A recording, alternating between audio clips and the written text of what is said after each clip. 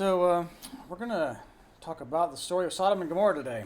And as you're probably aware, this story has heaps of baggage that goes with this story. And it's been used over the years as a story where people say, "Oh, God hates gay people. Look at this." Bzz, he just rains down fire and destroys all the gay people in Sodom and Gomorrah. And that's just not how the new church sees this story. It's not about that. It's just not about that. I mean, you can tell from culture that's where it's kind of adopted that, because the idea that someone is practicing sodomy is specifically about homosexual activities. So culture realizes there's this connection here, but when Swedenborg goes through this story and says, here's the internal sense about it, it's not about that. It just isn't. But there are some really good lessons in this story that exist outside of that, that the Lord is trying to teach us with this. And I'll just start with this one reading from Secrets of Heaven 23:22. It's on the back cover of your order of service.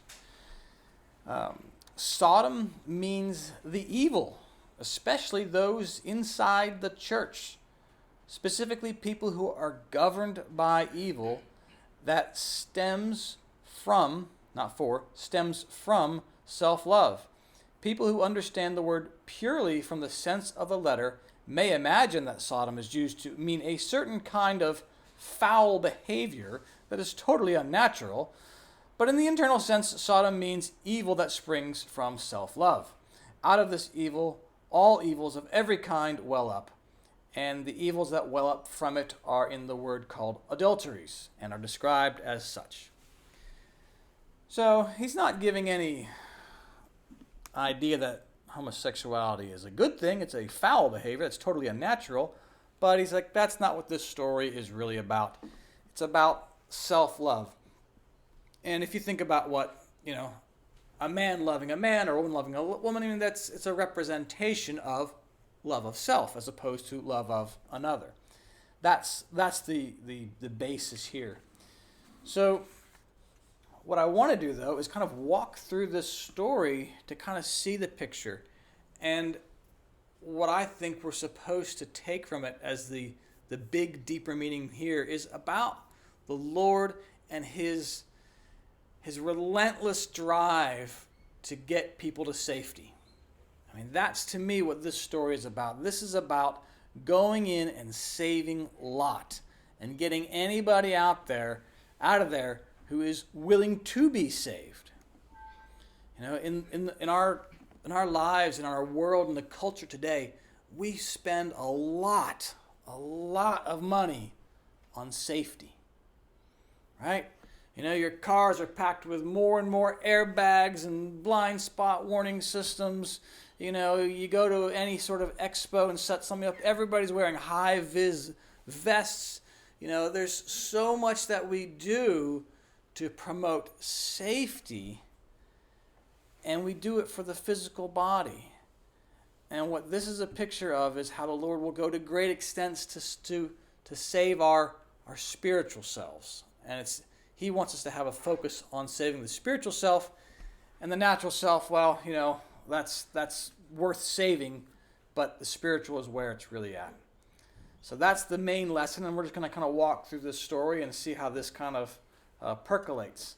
We're going to see that, as mentioned already, that people of Sodom are people of the church. So these are people who have access to the word, and some of the stuff that's going to go wrong here for them is because they are abusing the word.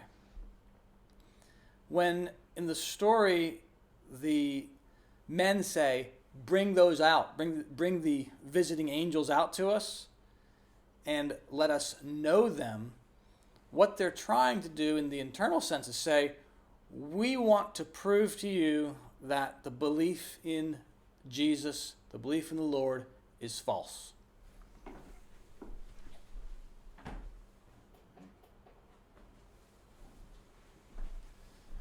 They're trying to say, we're going to show you that this whole idea of God is a delusion. And so that's what's being fought here. Is Lot is trying to protect the men from basically blaspheming God and talking bad about God. And God is still trying to protect Lot in this process.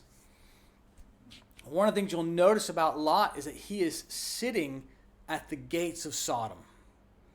So he's among the evil, but he's not evil. He's not evil. And when these angels come to meet him, Lot recognizes them right away. I don't know if this rings any bells for you, but it reminds me of the story in the New Testament where we have the man who is possessed by a demon. And one of the questions we asked in that story, well, was this guy good or bad? And key to it was, as Jesus approaches the man, he knows who Jesus, save me, help me, help me. And same thing here with Lot. We get the clue that Lot's not a bad guy because he recognizes the angels. It's a sign that he has conscience with him. So when he meets up with the angels, come be with my house. They have a meal, and the meal's about sharing and becoming one together, that kind of stuff, conjoining like we just did. It's a good sign about who Lot is.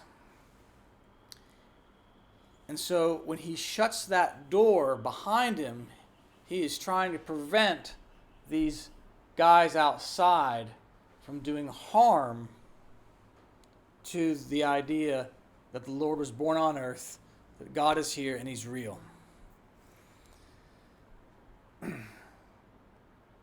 It's particularly perilous for these guys to have those kind of beliefs because they are of the church.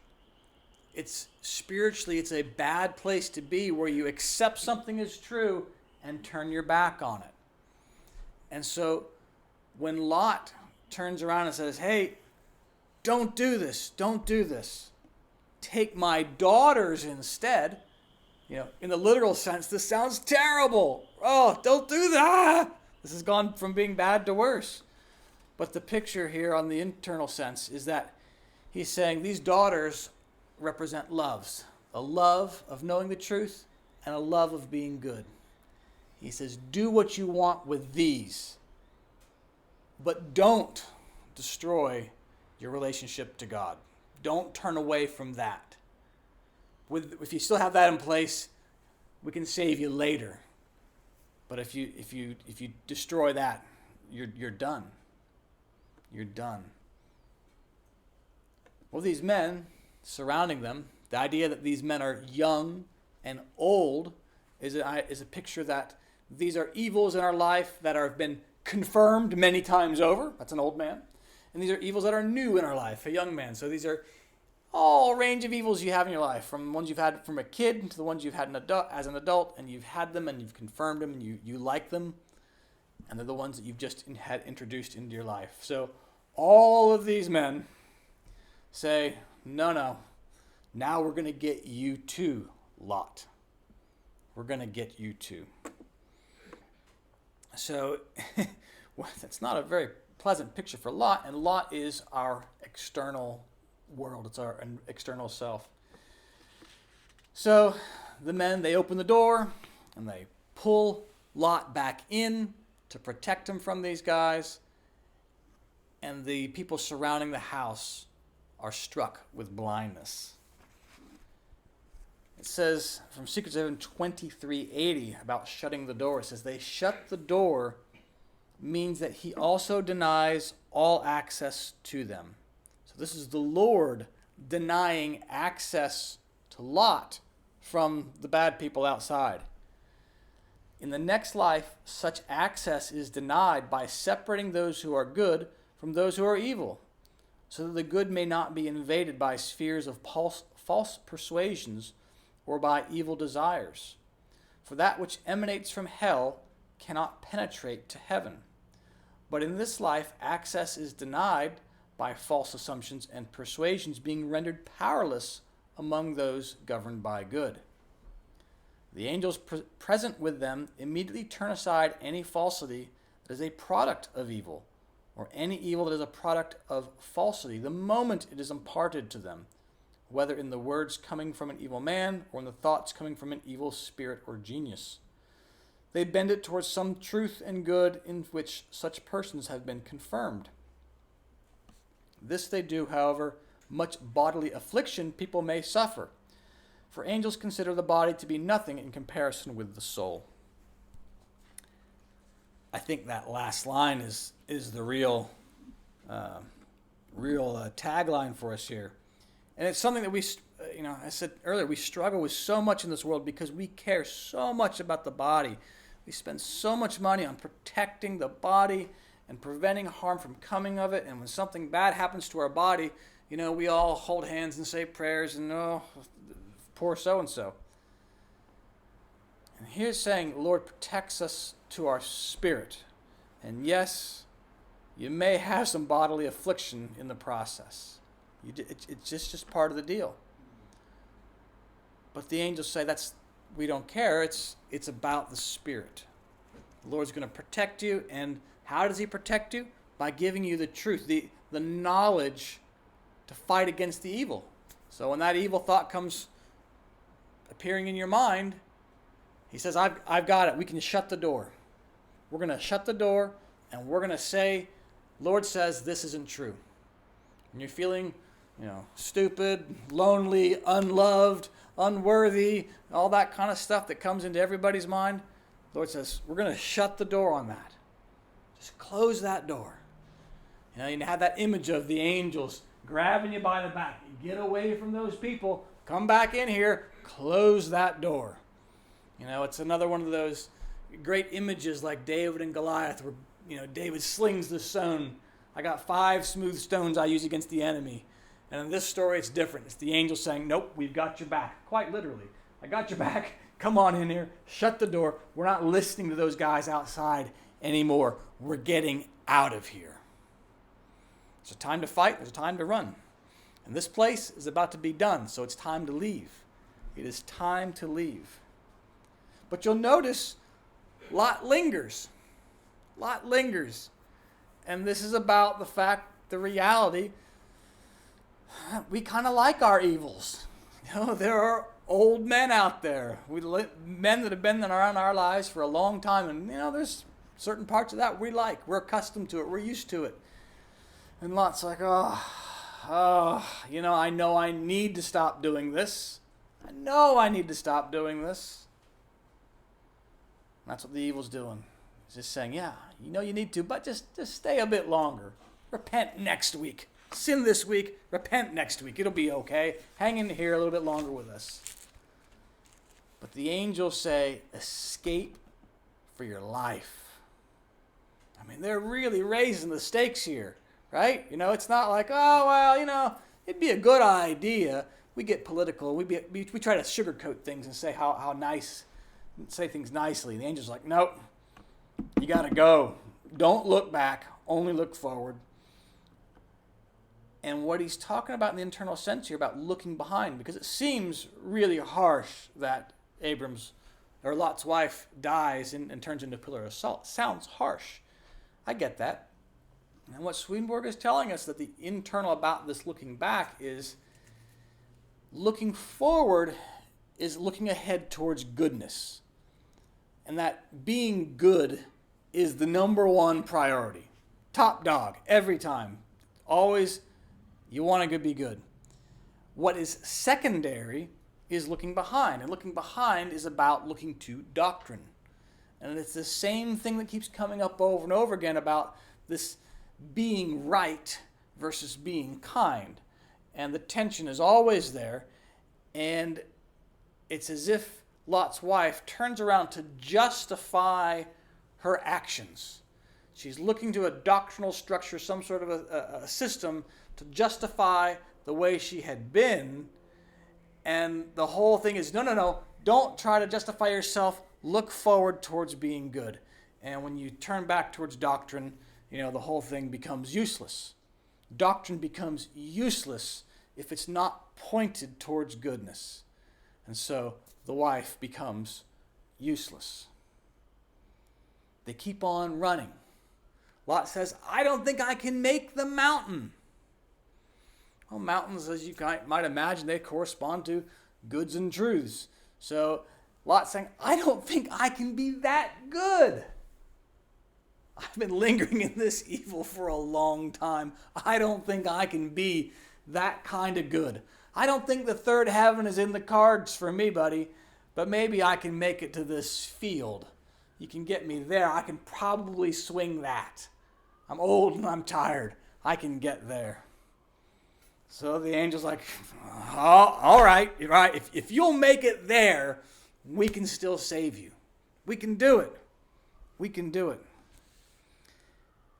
And that's really the sweep of this story, is the angels trying to get Lot out of there, closing the door to these bad things. Get out. Don't look back. Don't try to justify yourself. Leave that stuff behind and go to some place. It may not be as good as what we'd like for you to be at, but just get out of here, because this place is going down. And it's just this story of the separating of good and evil.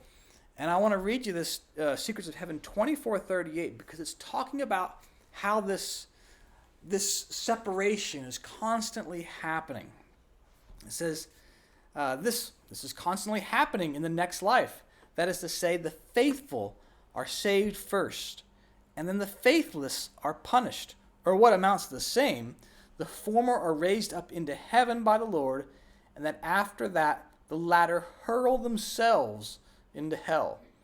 The reason these events do not take place at one and the same time is that unless the good were snatched away from the evil, they would easily be destroyed by evil desires and by the false persuasions which evil constantly cast around like poisons.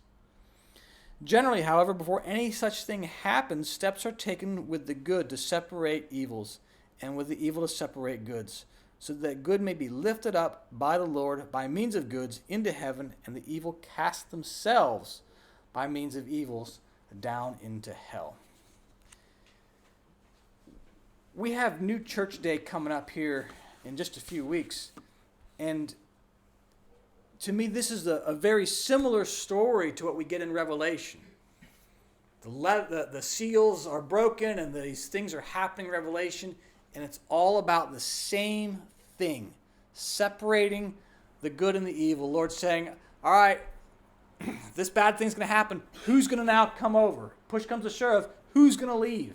And something a little bit worse happens. All right, let's get, now do you guys see? Okay, come on over. Guys, this is going to be bad. This place is doomed. Get out of here. Another seal breaks. Lord says, okay, now do you really see? Come on now. Come on over.